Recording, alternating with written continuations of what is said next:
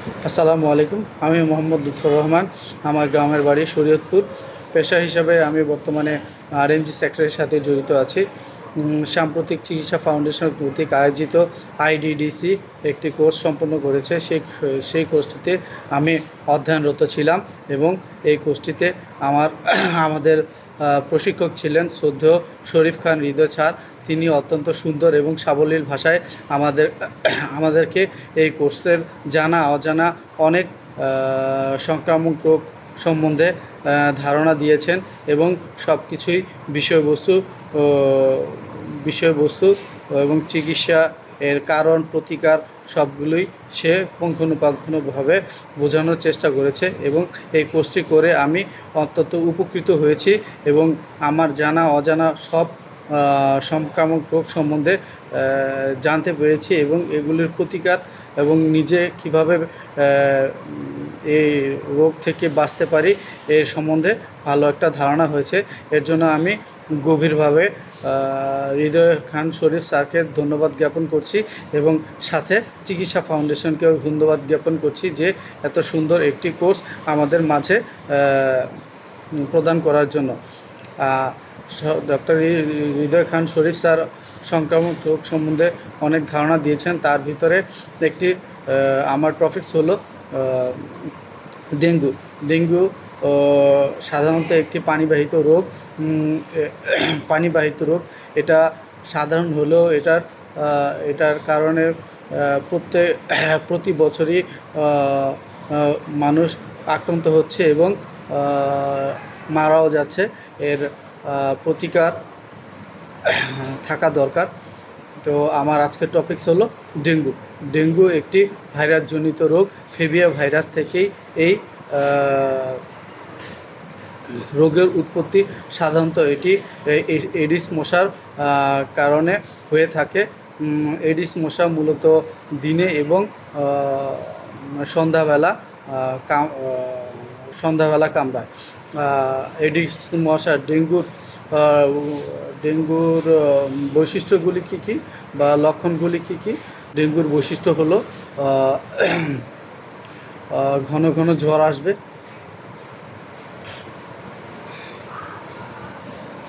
হঠাৎ জ্বর আসতে পারে 102 থেকে 104 ডিগ্রি ফারেনহাইটে। তীব্র মাথা ব্যথা হতে পারে, চোখের পেছনে ব্যথা হতে পারে, জয়েন্ট এবং মাংসপেশিতে তীব্র ব্যথা দেখা দিবে, প্রচণ্ড ক্লান্তি অনুভব করে, বমি বমি ভাব হতে পারে, ত্বকে লালচে এবং কালো ফুসকুড়ি দেখা দিতে পারে এবং প্রচণ্ড পরিমাণের ব্যথা হতে পারে। ডেঙ্গুর আবির্ভাব হলে সর্বপ্রথম আমরা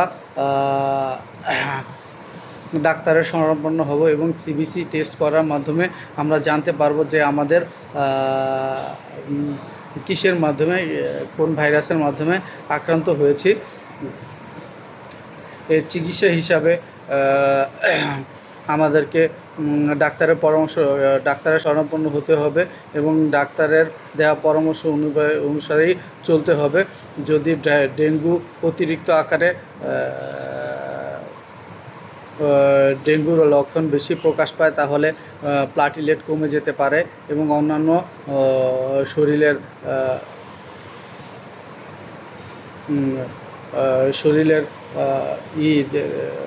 দ্রুত প্লাটিলেট কমে যায় এবং শরীরের অঙ্গ প্রত্যঙ্গের ক্ষতি হতে পারে।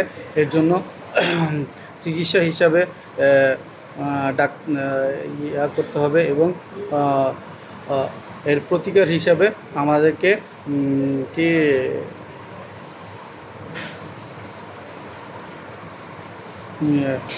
এর প্রতিকার হিসাবে আমাদেরকে প্রচুর পরিমাণের পানি খেতে হবে, স্যালাইন খেতে হবে, স্যুপ, ফলের রস যেমন নারিকেল পানি, কমলার রস দিনে 2 থেকে 3 লিটার পর্যন্ত তরল খাবার খাওয়া, সম্পূর্ণ বিশ্রামে থাকা, হালকা খাবার খাওয়া ইত্যাদি। এবং সিভিয়ার কেয়ার হলে প্লাটিলেট যদি 20,000-এর নিচে নেমে যায় এবং রক্তক্ষরণের হলে হসপিটালাইজ হতে হবে, আইসিইউতে থাকার প্রয়োজন হতে পারে। সেক্ষেত্রে অক্সিজেনের ব্যবস্থা রাখতে হবে এবং যদি কোনো ক্ষতিকর অঙ্গ প্রত্যঙ্গের ক্ষতি হলে কেয়ার সাপোর্টে বা কেয়ার ম্যানেজমেন্টে যেতে হবে। ডেঙ্গুর প্রতিরোধ, নির্দিষ্ট কোনো ভ্যাকসিন এখনও বাংলাদেশ বা ভারতে প্রচলিত হয়নি। এর একমাত্র উপায় হলো মশা নিয়ন্ত্রণ এবং মশার কামড় থেকে বাঁচা। মশা নিয়ন্ত্রণ করতে হলে এডিস মশার বংশ বিস্তার বন্ধ করতে হবে। ফুলের টব, ড্রাম বা টবের খোসা, টয়লেট বা বোতলে জমে থাকা পানি পরিষ্কার করে ফেলতে হবে। পানির ট্যাঙ্ক এবং ড্রামের ঢাকনা দিয়ে রাখতে হবে। ফুলের অর্থাৎ ফ্রিজের ট্রে নিয়মিত পরিষ্কার করতে হবে। সপ্তাহে একদিন ড্রাই ডে পালন করতে হবে।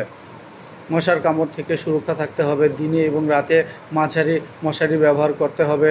শরীর ঢাকা পোশাক পরিধান করতে হবে। মশা তাড়ানোর স্প্রে, কয়েল ইত্যাদি ব্যবহার করতে হবে এবং সামাজিক প্রতিরোধ কি বাড়ির আশেপাশে ঝোপঝাড়ে এবং আবর্জনা পরিষ্কার করতে হবে।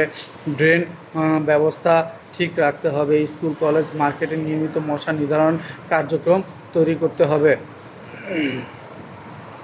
ইত্যাদি।